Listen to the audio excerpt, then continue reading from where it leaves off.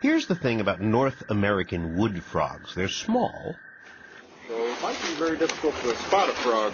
Very small, but they're everywhere, just out of view, hiding on the forest floor. Nothing. He's camouflaged. His coloration is the same as the soil around him. You see him here? He's cold. You can find them here in southern Ohio and all the way up to the Arctic Circle. But wherever they are, once it gets cold with the first sprinkle of ice, this frog does something I didn't know was possible. As soon as the frog just touches an ice crystal. This animal is going to freeze. Freeze? Freeze. Solid freeze.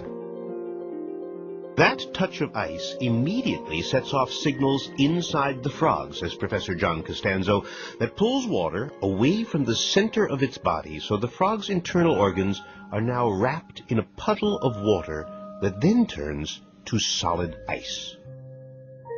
I still can't get over it. It's really an amazing thing. There is no breathing, no kidney function. The heart stops. And there will be no heartbeat for a long period of time. You mean as in no heartbeat? Right. Nothing. Flatline. Flatline. For an hour or two?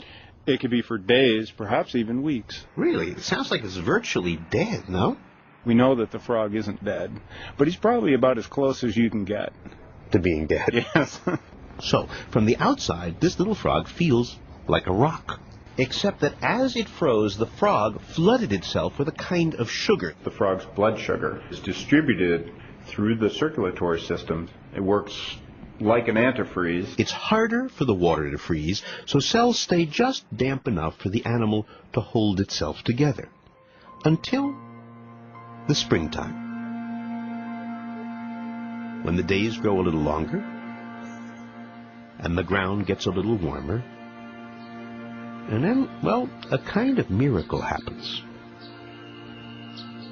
After weeks or months of no heartbeat, none, suddenly there's a pulse.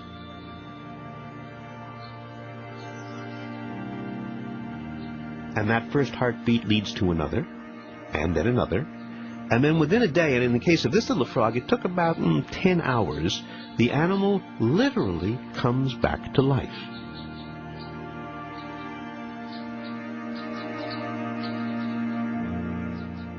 Spontaneous resumption of function. Why? We don't know. We don't know what triggers that event.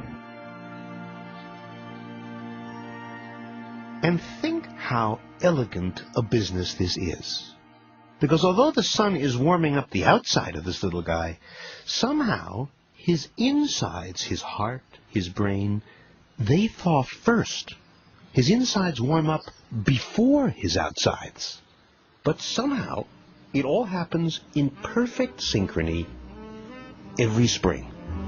Yes, and it's going to undertake a very energetic activity.